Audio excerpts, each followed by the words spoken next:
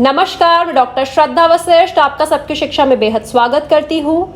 तो आज मैं फिर से लेकर आई हूँ आप ही के सवालों के जवाब। इसीलिए मैं आप सभी से अपील करूंगी कि इस वीडियो को आखिरी तक जरूर देखिएगा।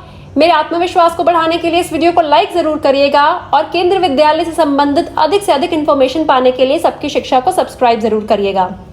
तो आज का पहला सवाल, एमपी कोटा के तहत क्लास 11th में एडमिशन करवाना चाहते हैं तो क्या हो जाएगा?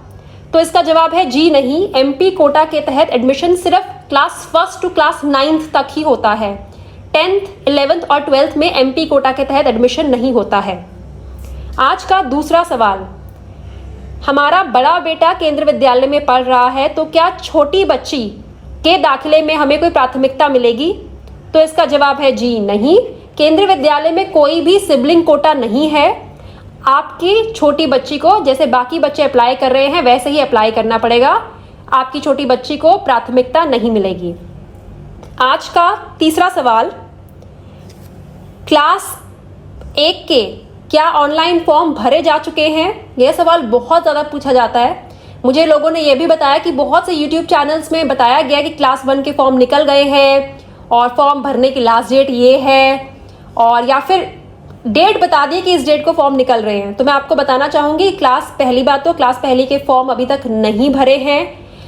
इनफैक्ट केंद्र विद्यालय संगठन ने कोई डेट भी, कोई ऑफिशियल नोटिफिकेशन भी नहीं निकाली है, कोई डेट भी अनाउंस नहीं करी है कि इस डेट से क्लास 1 के ऑनलाइन फॉर्म निकलेंगे। इसीलिए आप चिंता मत करिए, जैसे ही कक्षा पहली के ऑनलाइन फॉर्म से संबंधित केंद्र विद्यालय संगठन कोई भी नोटिफिकेशन जारी करेगा, कोई भी आधिकारिक घोषणा करेगा, उसकी जानकारी मैं आपके लिए तुरंत लेकर आ जाऊंगी।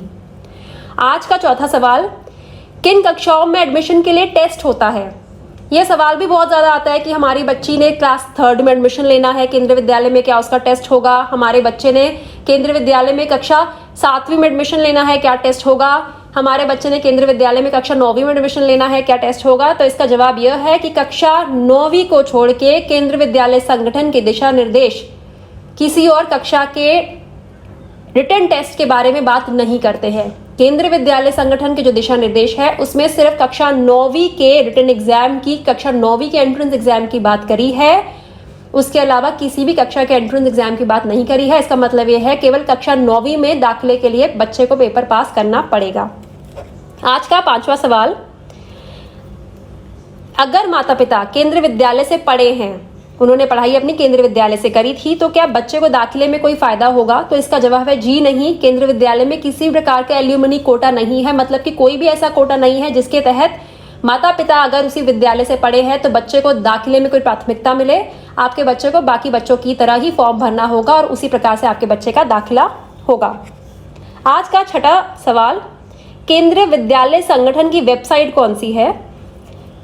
केंद्रीय विद्यालय संगठन की वेबसाइट है www.kvsangatan.nic.in www.kvsangatan.nic.in।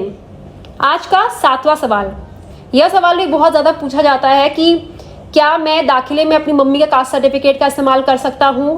कास्ट सर्टिफिकेट किसका होना चाहिए? तो मैं बताना चाहूँगी कि केंद्र विद्यालय दाखिले में कास्ट सर्टिफिकेट बच्चे का ही चाहिए होता है, क्योंकि बहुत बार ऐसा होता है कि बच्चों का कास्ट सर्टिफिकेट नहीं बना होता है। तो केंद्र विद्यालय में यह एक व्यवस्था की गई होती है कि दाखिले के समय अगर बच्चे का कास्ट सर्टिफिकेट नहीं बना तो बच्चे के पिता का कास्ट सर्टिफिकेट चल जाएगा। अगर बच्चे का दाखिला हो गया तो माता पिता को तकरीबन 90 दिनों का, यानी कि 3 महीने का समय दिया जाता है कि वो इस 3 महीने में बच्चे के नाम का कास्ट सर्टिफिकेट बनवा लें। तो यदि आपके बच्चे का कास्ट सर्टिफिकेट नहीं बना तो आप चिंता मत करें, आप बच्चे के पिता का कास्ट सर्टिफिकेट दाखिले के समय इस्तेमाल कर सकते हैं। यदि आपके बच्चे का दाखिला हो गया तो आप 3 महीने के समय में बच्चे का कास्ट सर्टिफिकेट बनवाकर स्कूल में जमा करवा सकते हैं। आज का 8वां सवाल, यह सवाल ही बहुत ज्यादा पूछा जाता है कि मैम हम कितने फॉर्म भर सकते हैं? तो जब हम बात करते हैं कक्षा पहली के ऑनलाइन फॉर्म की, तो ऑनलाइन फॉर्म आप सिर्फ एक ही भर सकते हैं, लेकिन एक ऑनलाइन फॉर्म में आपको 3 विद्यालयों के नाम भरने का एक मौका दिया जाएगा। मतलब कि आप एक ऑनलाइन फॉर्म से 3 विद्यालयों के नाम भर सकते हैं। और जब बात करी जाती है दूसरी और उससे ऊपर की कक्षाओं के ऑफलाइन फॉर्म की, तो आपके घर के पास जितने भी केंद्रीय विद्यालय हैं आप उनमें जाकर ऑफलाइन फॉर्म भर सकते हैं। इसमें कोई ऐसा रिस्ट्रिक्शन या कोई सीमा निर्धारित नहीं की गई है केंद्रीय विद्यालय संगठन के द्वारा कि कक्षा दूसरी और उससे ऊपर कक्षाओं में इतने ही फॉर्म भरने हैं। तो कक्षा दूसरी और उससे ऊपर की कक्षाओं के जितने भी फॉर्म भर सकते हैं, लेकिन कक्षा पहली का एक ही ऑनलाइन फॉर्म भरें। एक ही ऑनलाइन फॉर्म के तहत हम 3 स्कूलों का नाम दे सकते हैं जिनमें आप अपने बच्चों का दाखिला करवाना चाहते हैं। आज का 9वां सवाल कि अगर किसी बच्चे की उम्र न्यूनतम उम्र से 2-3 दिन कम है या फिर अधिकतम उम्र से थोड़ी सी ज्यादा है, तो क्या ऐसे बच्चे का दाखिला हो जाएगा? तो इसका जवाब है जी नहीं। यदि आपके बच्चे की उम्र न्यूनतम उम्र से कम है या अधिकतम उम्र से ज्यादा है, तो आपके बच्चे का केंद्रीय विद्यालय संगठन के नियमों के अनुसार दाखिला नहीं हो पाएगा। इसमें सिर्फ एक जो थोड़ी सी रियायत मिलती है, थोड़ी सी छूट मिलती है उन बच्चों को जो कि विकलांग होते हैं, उन्हें भी अधिकतम उम्र में छूट दी जाती है। 2 साल की अधिकतम उम्र में छूट उन्हें मिल सकती है स्कूल के प्रिंसिपल के द्वारा। न्यूनतम उम्र में उन्हें भी छूट नहीं मिलती है।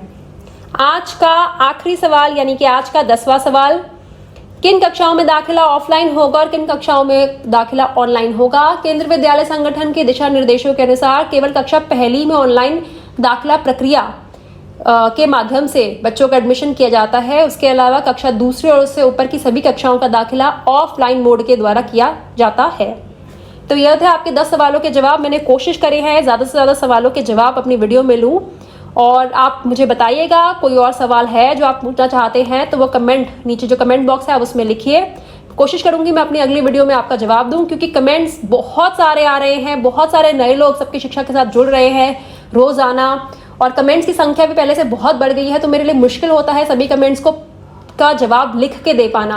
तो मैं कोशिश करती हूँ वीडियो के माध्यम से आपके सवालों का जवाब भी दूं और ज्यादा से ज्यादा लोगों तक केंद्रीय विद्यालय दाखिला प्रक्रिया की जानकारी भी पहुंचा सकूं। मैं फिर से कहना चाहूंगी, यदि आपने अभी तक सबकी शिक्षा को सब्सक्राइब नहीं करा तो सबकी शिक्षा को आज ही सब्सक्राइब करें। सबकी शिक्षा केंद्रीय विद्यालय से संबंधित लेटेस्ट इन्फॉर्मेशन हमेशा से लाता रहा है। सबकी शिक्षा को सब्सक्राइब करना बिल्कुल निःशुल्क है। इसके अतिरिक्त सबकी शिक्षा से संबंधित और ढेर सारी वीडियोस भी लाता है।